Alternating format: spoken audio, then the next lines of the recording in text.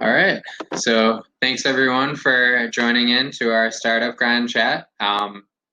So if you're not familiar with Startup Grind, we started out in Silicon Valley a little over 10 years ago now. It started as a meetup group where the founder of was also the founder of this company, Bevy, which we have the live streaming platform on here as well. Basically just wanted to get advice from other founders, entrepreneurs, investors, and set up a meetup group for just fireside chats, learning from all of their experiences. And then it grew pretty quickly from there, and other cities and locations wanted to tap in and do the same thing. So now we have a chapter model. There's 500 different chapters doing events around the world. And yeah, we all do fireside chats, some panel events, and starting out some different types of formats with more like startup pitches and presentations there as well. But yeah, we have mostly chats like these. Now we're virtual, so if you see other chats from other chapters you want to attend, feel free to do that as well. We have a pretty busy lineup. We've been doing about an event every 2 or 3 weeks here through our virtual events, and yeah, hopefully we'll be back to in-person events in Boston sometime soon as well. But yeah, really excited. We're brought to you by several sponsors and partners. So we have a sponsor, ShipQuid, who helps startups through startups and small businesses, and they have several big companies they're working with as well, really through managing your customer persona through the whole sales process of identifying who you should be speaking with at each company and creating a profile you can go after and keep everyone on your team on the same page. So if you're interested in connecting with them, we have a link on our startupgrind.com/Boston page to connect with their team, as well as several other, sponsored by Brex, which is the first corporate credit card designed for startups. And yeah, we have several deals through them to lower the balance you need to be approved. It's all based on the amount of investment you've had into your company. And yeah, we have several other partners that you can find out on our startupgrind.com/Boston page and in our newsletters as a follow-up. But yeah, really excited to have Adam here as our featured speaker today and discuss the future of work and everything he's doing with Pangea. So yeah, Adam, I'd love to have you give a quick background before we jump into the chat. Sounds good. Well, thank you, Jason, for having me. I've heard wonderful things about Startup Grind, so super excited to come into the community and get to know everyone, and super excited to be here today. It's been a bit of a journey for me to get here. I'm a recent grad from Brown. When I was in school, I was a freelance videographer, and whenever I went to the Career Services Center and I wanted a job, I was kind of presented with two options. I could either try to compete for a 40-hour-a-week internship in the summer, or I can get a job working in dining services. And it seemed like such a weird kind of binary decision, and I felt like there had to be something in the middle. So I kind of started trying to design for the own problems I had, and that led to Pangea and where we are today. And it's been kind of a long, winding journey finding our place in the world, but I think we finally found it. So I'm happy to talk more about that later. And did you start this while you were in school, or yeah, when did this come about? So that's actually an interesting question. So one of the things we talk about in history, which is what I studied, is where do you start the story? And there's a couple different places you can start the story. For me, the story starts in middle school, frankly. 6th grade, I got my first video camera from my parents, and I fell in love with it. All through middle school into high school, it became a really key piece of my identity, was actually going out there, learning film, teaching myself how to edit, teaching myself how to work with the crew, collaborate, put vision into action. And I just became absolutely engulfed in the world of film. And throughout high school, I was the founder of the filmmaking club. I lobbied my school to actually start a filmmaking class, was ultimately successful in that. And that became the basis of my college essays. And I decided to apply to Brown in, I guess it was at the time, 2011 or 2012. And I guess it would have been 2011 when I actually started, or 2012. And I got to Brown. I took every single production course in the first 3 semesters, ran out of things to do in the classroom, realized I hated talking about films and I wanted to make them. So that was when I started feeling this problem. I was looking for projects I could do outside of the classroom and I couldn't find them. And that was when the problem started to dawn upon me, and I had to kind of start making these decisions about where was I trying to go in life. And I tried taking internships in finance, and I tried doing the internships in healthcare consulting, but it wasn't for me. For me, my passion was filmmaking. That was where I got my joy. That's where I felt satisfaction. And I wanted to find a way to come back to that. So as I was approaching senior year, all these ideas were coalescing, and I got together with my co-founder, John, and he wanted to learn how to build a platform. I wanted to build a platform for students that would help them unlock their skill sets in interesting ways. And together we decided in 2017 when we graduated to really dive deep into this problem, to understand it, do some research, build whatever we could, try it, test it, fail, redo it. And that's what we started doing in 2017. We started off more as a Craigslist for students where they can buy and sell things around campus. And about 12 to 18 months into that journey, we pivoted. So beginning of last year, which is around the time I met Dan Razanoff, who's actually in the audience here tonight, we evolved away from being kind of this Craigslist for students into this marketplace where students can find these part-time remote engagements doing social media marketing, blog writing for startups, small business, mid-market companies. And it was a good pivot. So we ended up going back to the drawing board, redesigning our platform around these new problems that we had identified. And it was kind of a great evolution in terms of what we were working to do. So when I talk to my clients and investors, we started a year ago, but really the story starts with us in 6th grade. Sounds great. Yeah, and then so obviously, yeah, you sort of came at it, obviously you have 2 sides of the platform now, but you came at it really from the problem that you had and other students had, like figuring out how to get it, or basically the problem with the internship system and how you can get more involved and learn, what you're really passionate about instead of just who's offering internships. Yeah, exactly. We started our own problem set, right? So for me, it was for video opportunities. And then it got very broad very quickly. I think what happens as a young founder is you get so excited about all the potential use cases for what you're building. And you want to do everything. And you don't want to discount anything. So we went from being like hyper-focused on like content to super, super broad, so broad that it took us years to kind of come back in, and now we're hyper-focused again. So it's been this kind of interesting kind of like exploration, re-honing back in, and still so much of the same kind of the discovery that we had in the early days. It's still the problem that we're solving for today, but we're doing it in a very different way than what we started off doing. And I think that's something I learned is we got so caught up in a particular solution really early on. And that kind of got us going in the wrong direction as opposed to really designing around the problem and staying on the problem and then figuring out what works with that. We got so invested in a solution, spent years building something, didn't quite work the way that we wanted it to, and then opened up our ears again, came up out of the water, looked around, and saw, where we were going initially. That's a good island to kind of go back to. And we kind of got back there in a very circuitous route. So it's so much of what we're doing today is so much of what we were starting to do, but it's been an interesting journey of learning and then honing back in. And how did you end up figuring out the other side of the platform, like what the problem for the companies was that needed to connect with these interns? Great question. So when we were in that 12 to 18 months after graduation, building that Craigslist style marketplace, we always needed help with marketing. We needed help with engineering. We needed help with design. And currently, a lot of schools use something called Handshake. And we were a startup. I made a profile. And how it works is you have to go through all the career centers. They sell into schools. They get a big contract. Then it's at their job board. But we would go and we'd apply in and try to get approval for a campus.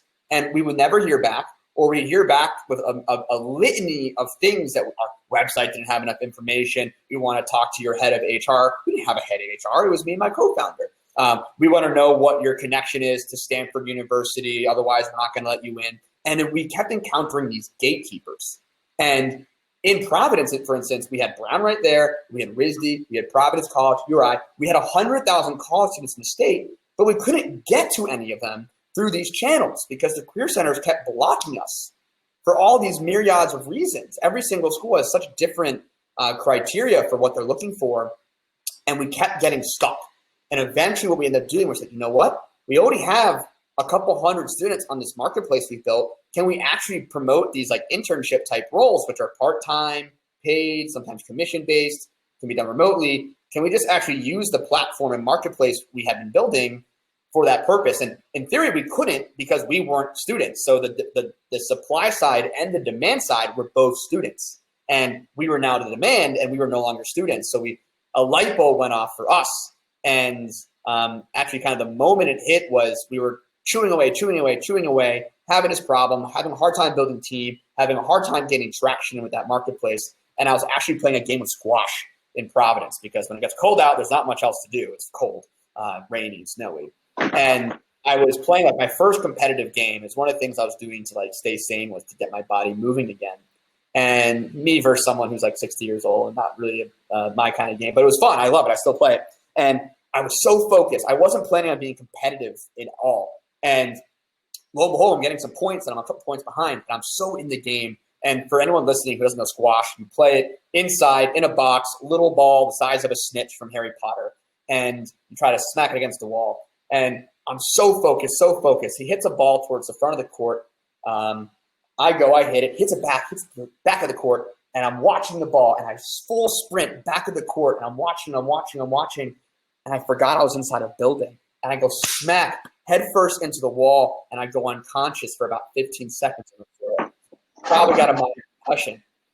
And I woke up, and all these guys were watching. They're like, "Are you okay?" The impact would have probably killed one of them. And I say, I work in a startup. I hit walls all the time, and it was such a cheesy line. But I told them I was working on a company. So in the locker room after the game, they asked me what I did, and I couldn't articulate what I was really doing from how I had been doing it. And I kind of had to come up with a new explanation. And I said, we're helping students gain experience through real world work. And all of these gentlemen in the locker room immediately understood it because they've all had grandchildren or children who've experienced this problem of trying to get a job when they don't have experience. And the employer says, enter the job. Hey, you don't have 3 years experience. Sorry, come back when you have experience. But then how are you supposed to get experience if you don't have a job? So then a light bulb went off, and kind of after that moment, I started reshifting things around in my probably post-concussion state. And that kind of helped us think about things in a new light. And that was what helped us navigate the pivot. But we were experiencing the problem as smaller enterprises experience it when trying to access this talent pool of college students. First off, that was a great description of what squash is. But yeah, I mean, obviously, great story too of like meeting that group that helped you realize you had to figure out like how to articulate the business and the other side of it. Yeah, so when you talk about Pangea now, like how is or sort of how do you tell like companies the value you're providing them? So few companies can really commit to a 40-hour-week internship for 12 weeks in the summer. It's just not aligned with how business works for Right. most employers. And so many of them, want to get a presence online. They want to have an Instagram. They want to have a LinkedIn. They want to write blogs. They want to create content. And they don't have the time. They want to run their business. They don't want to be on Instagram. They don't want to be writing blogs. It's just not what they do. And they're all told, well, then why don't you just find a college student to go do it for you? Right? Why don't you find someone in Gen Z who's a digital native who spends all their day on Instagram anyway to actually run your social media for you? And it's such an easy fit for us because that's what college students want to do. It's what companies need help with.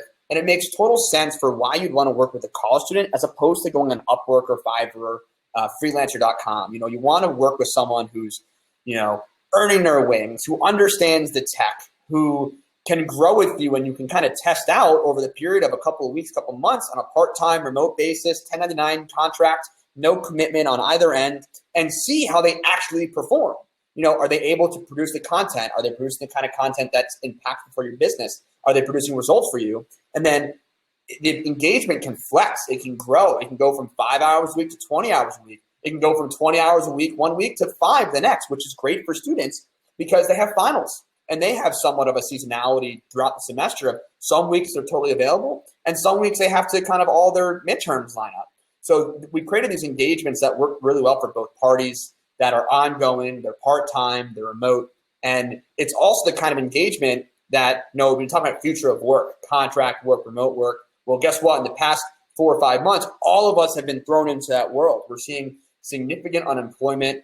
How do we get all these people who are unemployed back into a job? How do we help these employers start hiring? Lowering the barrier to make a decision where you bring someone to the company is critical. If you have to commit to a $35,000 a year salary, a $50,000 a year salary up front, you're not going to be creating jobs where why not just commit to $600 a week? Can we start there? Can we start putting people on a contract and getting them back to work and helping these employers build a pipeline of talent now? So that way, hopefully in 6 months from now, when they've kind of adapted to this new world, they're able to hire full time. Thinking about these pathways to a full-time job instead of this being the step function of going from nothing to total utter commitment, there's got to be some middle ground. And obviously we're on this event. I'm sure in other circumstances, I'd actually be sitting in Boston with all of you and we'd have people sitting around having beers and having a good time. Unfortunately, now everyone's working remote. I was on a call with an investors a couple weeks ago, and I said, I have a slide in my deck and it's the future of work. Well, the future of work is here. It's now. It's not some pipe dream of, the world's going to be going remote. It's all remote. And it's an interesting kind of place to be. We were kind of doing it before it was cool. And I think because of that, we've done this important pre-work where we understand the space and the market such that now we're really able to be dynamic given the times. Yeah, I think that's an interesting point too. So I know I've seen some of your posts about it, but also, for our audience, how is, the last few months and, not being able to have all these, a lot of internships were canceled and, how have companies used Pangea and adapted to the current environment and the work from home space? Yeah, the interesting thing is both the sides of our market have been growing tremendously. And the result of that has also been growth. So we've actually increased our revenues every single month this year from January all the way through March, and it's been expanding quite significantly throughout the summer. We went from being at 100 campuses to 500 campuses in the span of 8 weeks. And now we're working with over 1,000 companies. So it's been quite exciting. I think that, for students, they have no choice but to work part-time, and they have no choice to work remotely. One of the tragedies we saw unfold in front of us last semester was so many students rely on these on-campus jobs, working in the dining hall. You can't do a 40-hour-a-week internship during the semester, so you stack books in a library. All those jobs went away just like that, and all these kids lost their income immediately, amongst obviously many other populations in this country. And they all flooded onto our marketplace, so much so that it actually inundated the supply side. So then we had to kind of stop our methods of acquisition of talent because they're actually way too effective and start focusing in on attracting companies. So for the past 2.5 months, we've been pretty maniacal about getting companies onto the platform. And we've actually been successful in the last couple of weeks. We've actually flipped the dynamic. So we actually now have more demand for students than we have students. So now we got to go back to the market, get students, and hopefully now we're at a place where we have both sides, and we have to kind of grow both consistently. But we kind of what's the right word? We overcame this chicken and egg problem that marketplaces have. So when COVID hit this past semester, we were still kind of trying to get both sides of the market, trying to get students without projects. Well, guess what? Even though we didn't have projects lined up, students were looking for anything. So in the span of 8 weeks, we solved our inventory problem. All of a sudden we had more inventory than we could ever utilize in the next 6 months.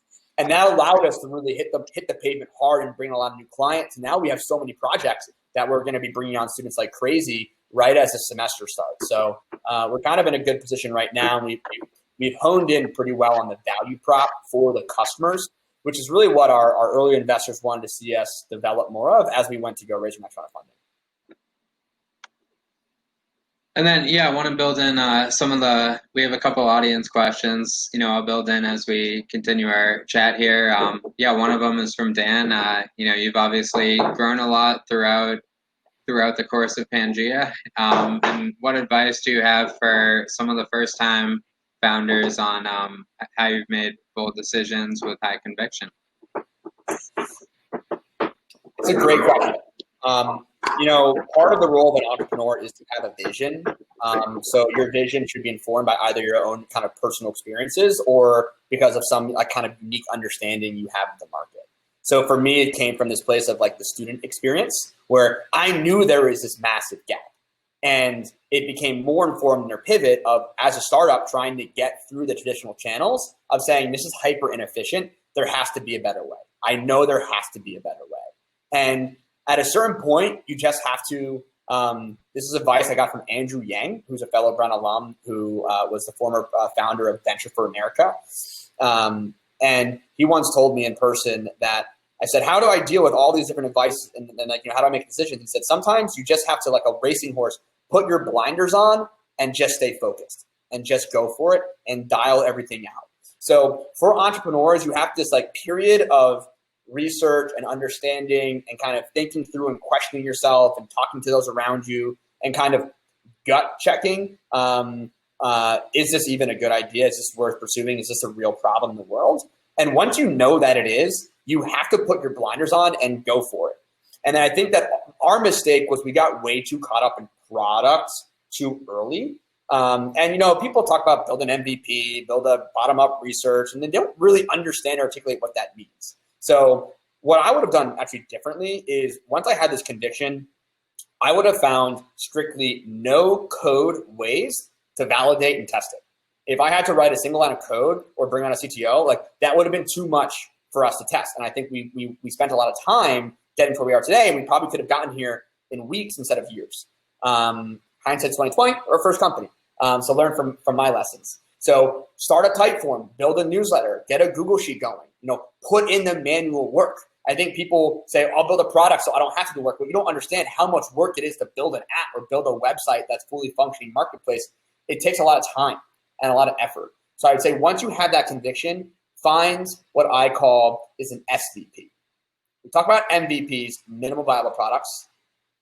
Build an SVP, a shittiest viable product. What's the shittiest thing you can imagine that actually starts to do some validation and get some customers, get some revenue, get some success stories without any kind of real product? It's not a product. Great advice. Yeah.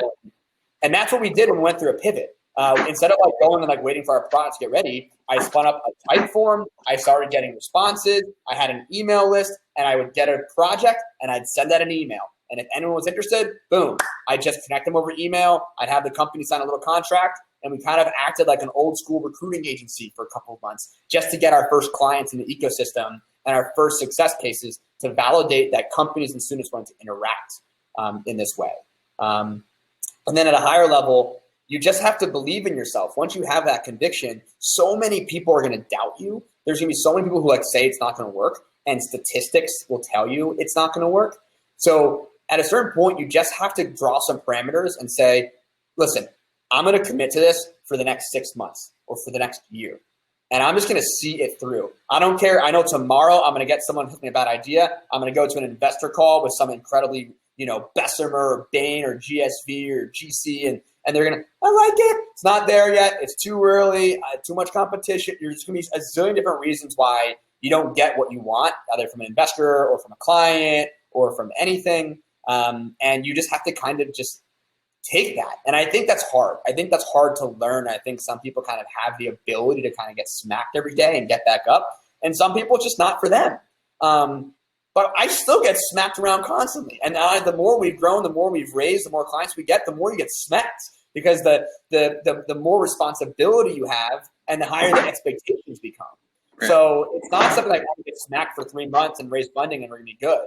The reality is you're going to get smacked for 3 months, raise funding, and you just get smacked harder. So you have to be able to kind of take hits and kind of believe in yourself, even when you don't truly, even when you have an inkling of being like, I don't really know if it's going to work, you really can't. You have to like let that thought go through you and just do it anyway.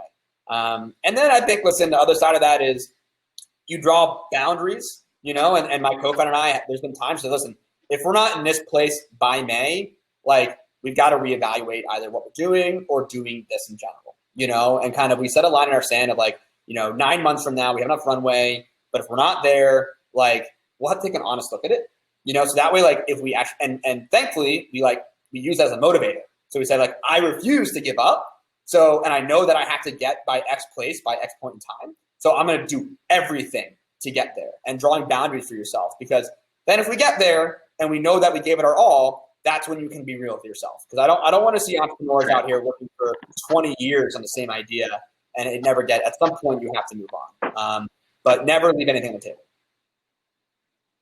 So on the other side though, like, you know, what were some of the points, you know, in your journey so far where you said, all right, like this is a great moment, you know, we know we're really onto something now, and like, what were some of those validation for you that got you really excited about how far you'd come?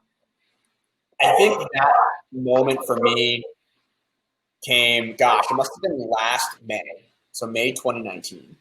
We had just gotten into MassChallenge. That was actually a major validation for us. We had applied to MassChallenge 2 times and gotten rejected both times. And this was our 3rd time applying. And this is we framed it differently every single time. And we got in there a 3rd time and we made it all through the process, and actually getting into kind of like the finals in MassChallenge in Rhode Island last year. That was really validating. But I think what was more validating than that was about a month later, or around the same time, I was up in Boston, and I was watching my friend at BU present her company called Holdette. It's an awesome company. She stuck with it. They just raised some funding. They're doing amazing work. You should all go check her out, Holdette.com. It's about empowering women with clothing. And I was watching her pitch at like, I guess like the Dolphin Tank or something. They had some name for it. It's like a Shark Tank kind of a thing. And one of the judges was the co-founder of Masterclass. And obviously we've all heard of Masterclass, raised $160 million. He's actually a BU alum. And he was there. He was providing feedback to a student company that was doing something related to freelance, just like broadly speaking. And he gave some really good perceptive insights into like why that was challenging or whatever. And he like was getting his stuff, and he was like running out of the building. And I went up next to him and I said, hey, I'd love to hear more of your experience around like this company that you worked with. Like, what did you like about it?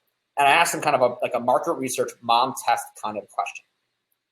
And I said, have you ever tried working with students and or had a hard time finding really good ones? He said, yes. And I said, what if I told you I could help you find some like diamonds in a rough, and from design talent, marketing talent? He said, that would be amazing. Here's my card.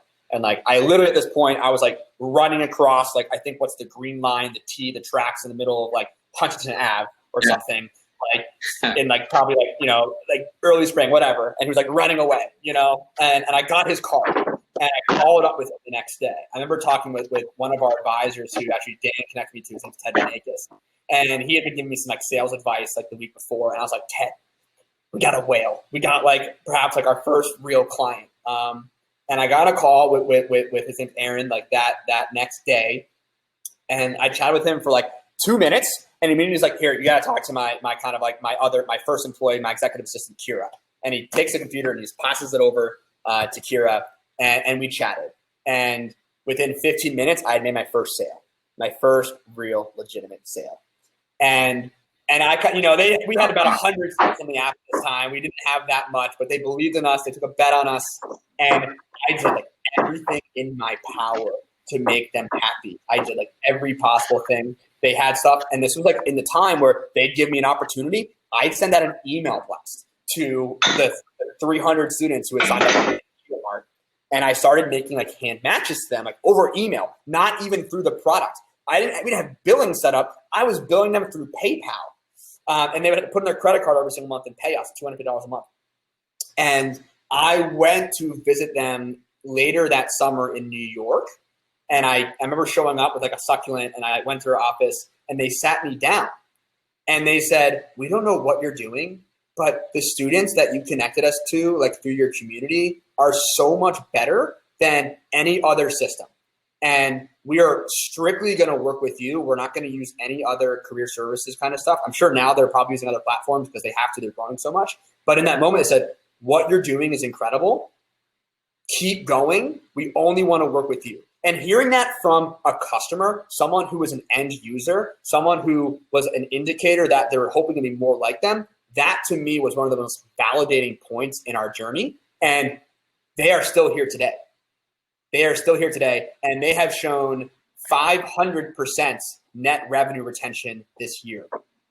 They've gone from $1,000 a month to now over $5,000 a month. And talk about having an amazing customer. So finding that first real anchor customer has been, and having them come back every single month for a year, that is what keeps us going in those tough times. Yeah, no, that's an amazing, impressive story. And sort of, or touch on one of our audience members, Jesse's points here, like, how do you connect at scale? Sounds like, you found them the best candidate for that particular company and kept doing that. So how do you connect at scale the company needs with the most relevant students and ensure that top quality prospects? Sounds good. That's a great question. So this is also one of the reasons that was like a big issue in like our earlier versions of our marketplace was like, what's the system designed for matching up your supply demand? So we put a lot of thought into that. How our current system is built around is basically what we call a skill graph.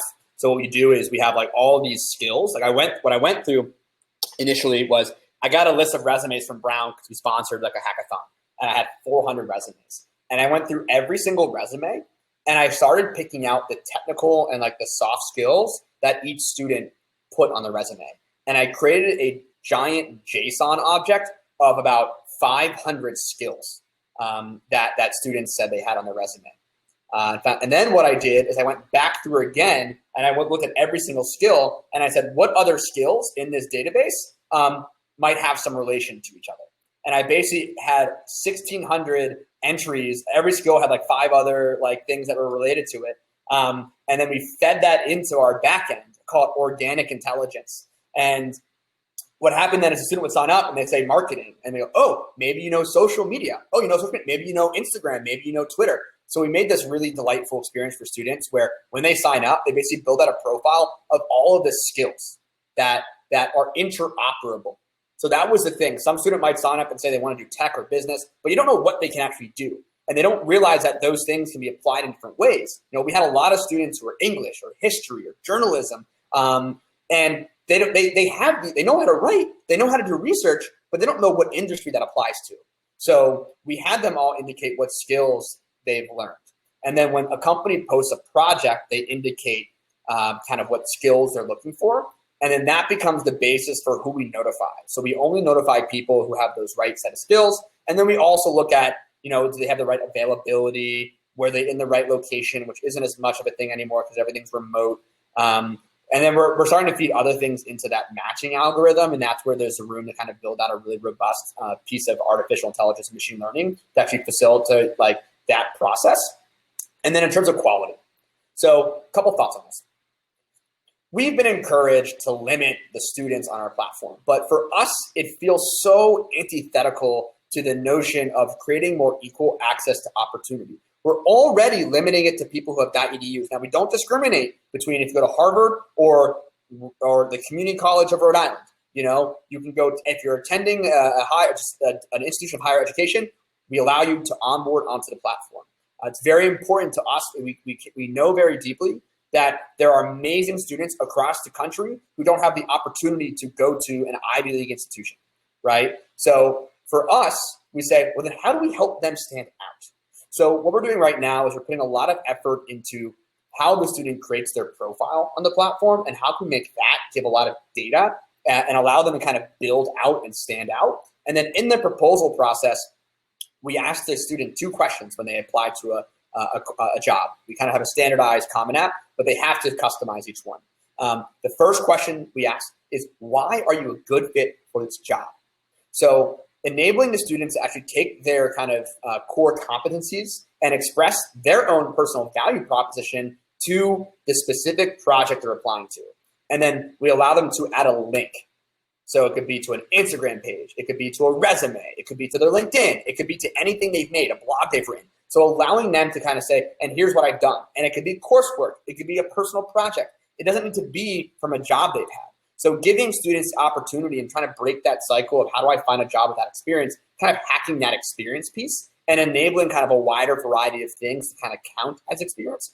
Because at the end of the day, it's about trust. It's about an employer getting high quality candidates who they can trust. And when they make that decision, feeling like they just like run the lottery. They just got the best possible kid. They got a great deal. They're super excited. That's what we want to inspire in our employers. So we're finding ways to do that in a way that doesn't limit, to at least to a high degree, kind of who can apply. Right now, you have to be based in the U.S. and you have to have a .edu, and that's the extent of kind of how we kind of limit the quality of the marketplace. And then, yeah, so I mean, obviously, you mentioned at the beginning that you started, or originally this idea came about, you were really interested in video production and content creation, and not necessarily an industry that typically has, a lot of internships involved there. So like, how is, your pool of what types of jobs people are offering and looking for? Where do you see most of the trends on your platform today? A lot of digital marketing, a lot of content creation. I think a lot of companies now are realizing that creating content is a really important way to stay in front of people and keep your users engaged. So you have to have people both creating content and then people managing the distribution and the strategy behind the content that you're creating, kind of who's it for, and ensuring it's kind of coming at the right cadence. So that's a lot of where we're seeing a lot of demand currently. So we're trying to go deep in those areas. There's a lot of other areas we get demand for. It's still hard to say no. I mean, we place bookkeepers with companies. We place kind of like project managers with companies. We have placed engineers and data scientists and designers with companies. I know Yev actually posted this morning. Yev's one of our newest Pangea companies. And I know he's already gotten one candidate who's actually a designer and an engineer from Bentley. And I know that they're actually awesome. So yeah, they're a good pick. So we do that as well, but we are trying to go deep right now on the marketing front. A lot of sales roles, a lot of brand ambassador roles, things of that sort are pretty popular. So trying to go deep in those areas before we expand. And it's like a little side rant here. I think one of the biggest issues in the content industry, like videography, film, they do so much unpaid work. And we have decided to actually ban unpaid jobs. We think they're an impediment to economic equality. Only certain people can actually afford to take an unpaid job and spend their summer earning their wings, because they have to pay for rent, they got to pay for food. You can't afford to not get paid for a job. And the creative industry is one of the greatest kind of I don't know the right word for this, but I talk to people and they're like, well, I took a job as an intern on a film set and they don't pay you anything. And I'm like, that's a problem. Just because it was done to you doesn't mean you should do it to others. And we're trying really hard to break into some of these industries that have these kind of entrenched ideas of like unpaid work to earn your wings. And it's a challenge. So oftentimes a lot of the companies that we align with are companies that have the same values as us. We have companies who sign up for us because the fact that we don't allow unpaid internships, they say that says more to me about who you are than anything else. And because of that, I support it. I want to support your students, and I'm totally down to pay them $15, $20 an hour. That's totally fair to me. And any company that gives us any little bit of pushback on it, sorry, you're not going to be a good fit.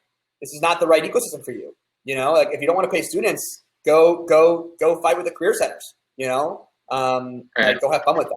But if you want to work in our ecosystem and have our kind of level of efficiency, you have to pay the students, and that's something that we hold very dear. No, and that's interesting too, because it's the other alternatives in the past are pretty much either an unpaid internship, like you mentioned, or more of like a full 40-hour a week, like a company that's able to afford a full paid internship there. And it sounds like you can do any sort of combination in the middle, like 20 hours a week with one company. Are you getting a lot of split between, or people working on different internships at the same time, or is it mostly focused on one? Yeah. We actually have a bunch of kids who are doing 2 or 3, and they've kind of filled out their whole summer by doing 15 hours a week for this one, 15 hours a week for this one, 10, 20 for this one. They're working hard. And if you look at the rest, it's stacked, and they're getting all this breadth of experience doing that. Actually, Yev, the person who applied to your position, is currently working with 2 other companies part-time. And they're just super hungry. Why not be able to you take 4 classes a semester, why not work with 4 companies at a time? Right. Why not be able to actually, if it's going to be 10 hours a week, 20 hours a week, you should be able to work with multiple. And I think that's part of the issue right now with how we approach employment is one at a time.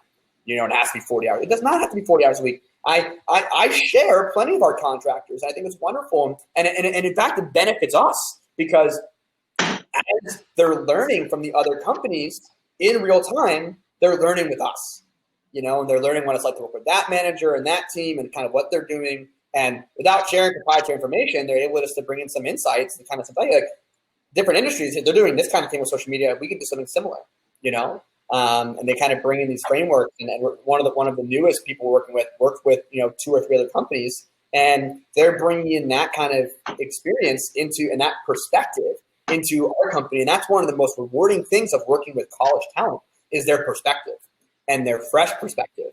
And the fact that they don't have a cemented way of how they've done things for 10 or 15 or 20 years, but they're thinking of things, hey, if I'm starting fresh, how would I do this?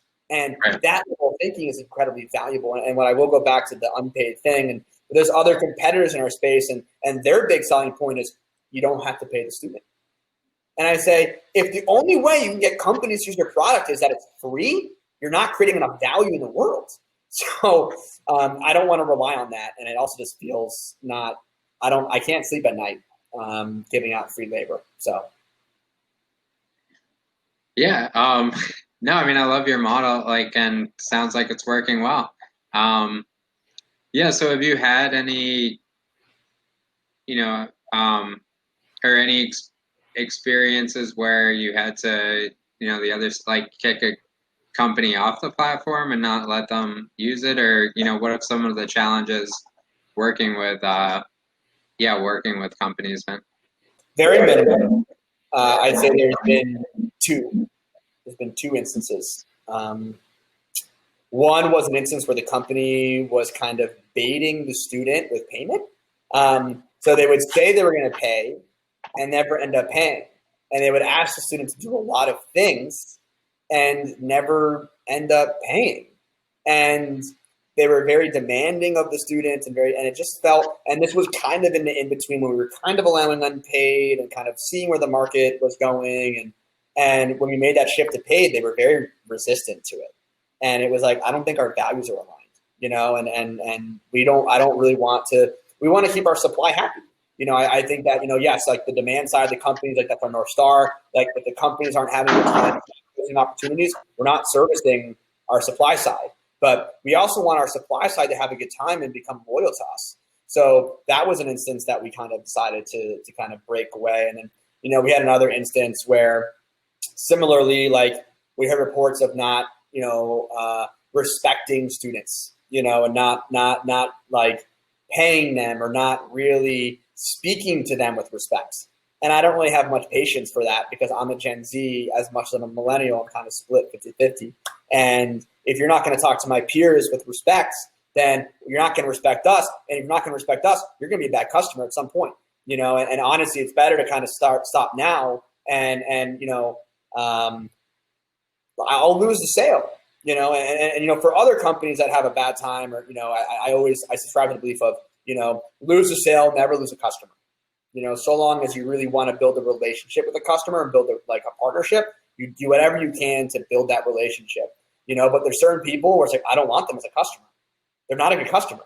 And my energy is much better served working with the customers that I want to retain. And I know that this customer is actually going to taint the marketplace and the supply side in a way that then my supply is not going to deliver great user experience to my good customers. So you have to it's weird to kind of think about and challenging to think about these complexities when you're dealing with a multi-sided marketplace and understanding how one bad apple can sour the other side, and then them having a bad experience can then lead to a bad experience for kind of the customers that you want to keep. But you have to think about these kind of things. No, it makes a lot of sense. And then, yeah, so I mean, from, obviously you've grown a lot to this point. When you look ahead, like, where do you see, or what's sort of the next big step you want to take for Pangea, and is there anything else like you're striving for now that's sort of the next goal you have in mind? Yeah, I think the next stage for us is becoming much more data-driven. We talked a lot about learning before and kind of following the market and like being able to pivot and listen to the problem. So we're at a point where we have a lot of users and a lot of interaction on the platform, and we need to kind of create that next level of like insight. So we're getting really savvy right now in terms of how are we building our funnels, how are we measuring our activation rates, how are we measuring our liquidity rates in the marketplace, getting maniacal about net revenue retention, and are we actually having a really sticky marketplace? Because now is the time in our lifespan where like that's more important than grow. You have to grow too, but it's frankly more important to me that the people that are signing up are sticking around, and that we're getting a better, cleaner, more slippery product experience. Because when we get that right, and now that we understand how we can grow and scale, we're testing out those channels, that's when it makes sense to go raise a Series A and you end up being able to kind of blow out your growth channels and bring people into a really amazing product experience and know that when they land, they're going to stick. So I'd say if you have a bucket and it has leaks in it right now, it's identifying those leaks by having really great insights, KPIs, the right KPIs for us. The KPIs used to be GMV, company signups, student signups, but now it's a lot more about how many of them are actually active on the platform, staying active on the platform. So that's a really short-term goal. That's like the next 6 weeks of like getting all that infrastructure in place. Then I say that the next stage above that is just growing. I think the marketplace, it's getting it really to real critical mass where we have companies that every day are posting projects and new opportunities. We have a constant flow of new companies, a flow of projects. We're seeing really great kind of matching rates on those opportunities, really happy customers, a great way of acquiring both sides of the marketplace. That I'd say is the next stage for us. And then kind of like the longer term vision is to really become the place in which college talent is accessed and kind of be a leader in this paradigm shift away from kind of the 20th century version of what talent nurturement and what education looks like, and kind of become a replacement in terms of how students get experience and become a pipeline of talent for companies that starts on day zero.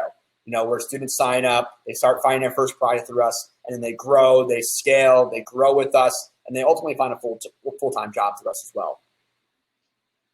Yeah, so I think, one of the benefits and one of the challenges, and love to hear, your take on this, but I mean, you get students, if you can get them in freshman year or sophomore year, you get to work with them for several years on on Pangea into hopefully a full-time job. But, there is a set window. Like, how do you are they then going and, with their employer, bringing Pangea to the other side? Or, how are you seeing the transition once the students leave the platform? There's so much to there. Well, the first one is, I'll go into this. We want students to find jobs. We view our freelance marketplace not as an end. We're not trying to compete with Upwork. We're not trying to be another company. We don't have any interest in doing that, frankly. We see an opportunity in the freelance marketplace as a means to a much larger end, which is the fact that 4 out of 10 recent college grads are underemployed when they graduate. They take out $100,000 in college loan debt, right, on average, and they can't get a job to pay it off. Generation with the boot on their throat where they can't get out under debt and they can't find a job, and they get stuck in this rut where they kind of have this like failure to launch scenario, and then no one wants to hire them because they can't get a job out of college and they can't get experience, and they're kind of stuck in this in a rapid, in this like whitewash, and they're drowning, and it's a really big problem. I hate to use such a vivid imagery, but that's how I feel about it. And we want to enable that. Like, we want students to kind of churn out of our marketplace into full-time jobs. We believe we can monetize that. We'll be excited for it because we know there's this natural refresh. We always have new students entering college, we have new students entering the workforce, and there's a way to kind of position ourselves in that stream that it always refreshes. And I think it's actually one of the exciting things about our platform. And talk about that process, I want another kind of stream of thought.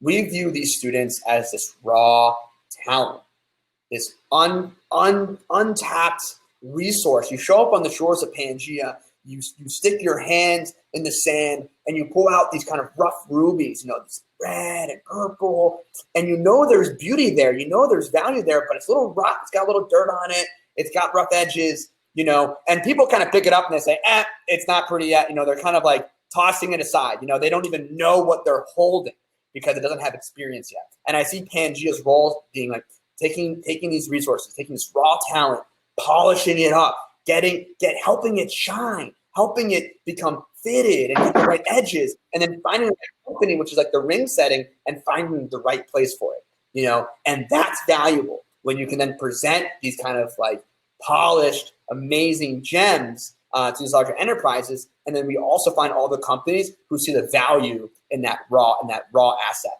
And I strongly believe that our college talent, that pool that we have in this country, our greatest asset. The thing that has always set the United States apart and has been the leader has been our higher education system for decades. And we have all these students who come from all around the world to study here. We have all these kids who are learning and exploring.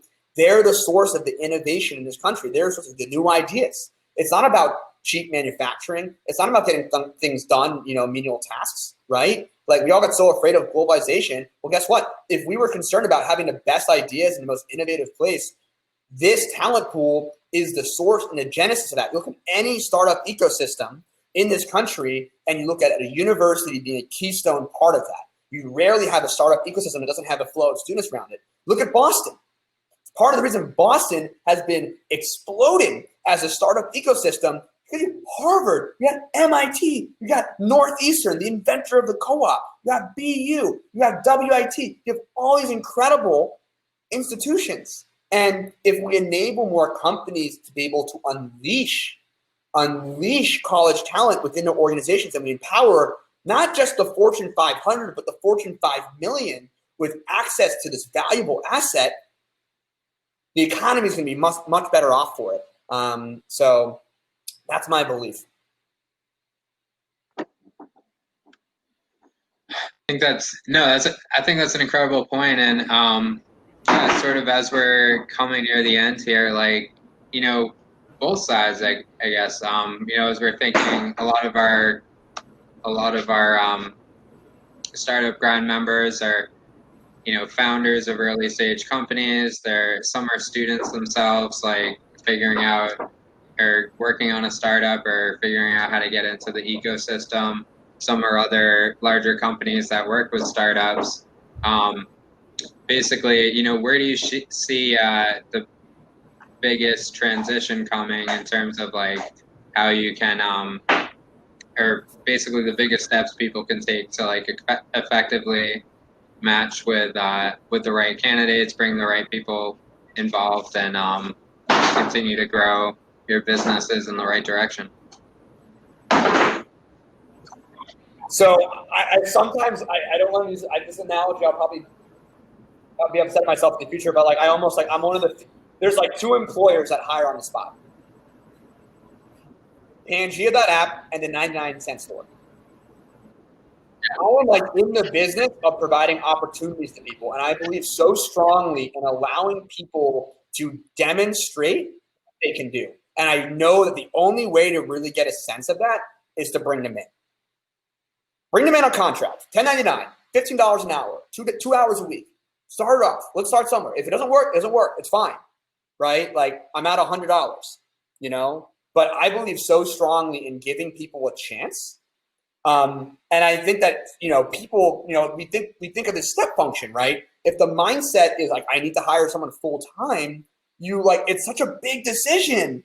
It's hard. And we've hired full-time people, and we did two things with that. One was our sales rep, we built a relationship with through a contract over the period of four months. And I learned that she could make a sale, and she understood the product, and I saw how she behaved with clients, and I got amazing feedback. And I said, John, The next one was a product designer. We didn't really have that much time, but what I did was I had everyone do a very lightweight project. I said, we're redoing our landing page. How would you approach redoing it?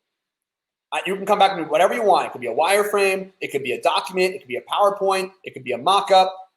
Don't take more than a couple hours on it. But I'd love to see kind of like what you understand about Pangea. Can you put that on a landing page? I'd love to get a sense of your aesthetic.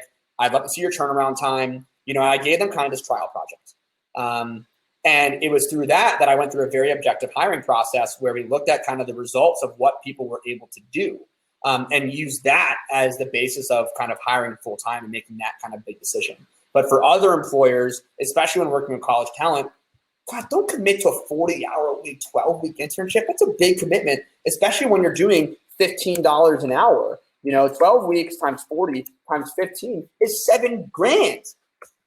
So few companies have $7,000 to bet on an intern, unless you're Google or Facebook, they're paying a lot more than $15 an hour. It's crazy. I think my sister had an internship this summer, made more money than me, I'll make this entire year working for Goldman Sachs. It's crazy. So most employers don't have that. So it doesn't work for most employers. Yeah. So bring a kid in, give them a shot, $1,000 an hour. No, and it's interesting. Like you mentioned this earlier in sort of your startup framework too. Seems like similar philosophy. Like what quickly and efficiently to test things out, and whether it's testing out an employee or testing out your development of your startup before you actually go and code everything. This is a great way to see how well you work together and what people can bring to your company. Yeah, so I guess if people want to follow along or check out Pangea, follow along with your journey, like what's the best way to do that? Like website, social media, where should LinkedIn. Okay. That's probably the best way to one, stay in touch with me, and two, I do kind of post about Pangea on there, but that's probably the best way to kind of stay in touch. And I'll post things about it periodically, and you can obviously see Pangea through my profile and things of that sort. So I dropped a link in the chat for those of you who want to connect. Sounds great. Thanks again. It was great having you on here. I learned a lot from your story, and I'm sure all of our attendees did as well. And again, everyone that joined in, we're going to continue hosting virtual events for the time being. We have a couple lined up. We have Bradfeld's in September, and then a few other ones following up on different topics. Like we like to bring in various startup founders, experts, other people we can all learn from how they've built and scaled throughout the years. So thanks again. I'll send this out in a follow-up email so everybody can check out the recording and review anything from tonight's chat. Thanks. Thanks, everyone.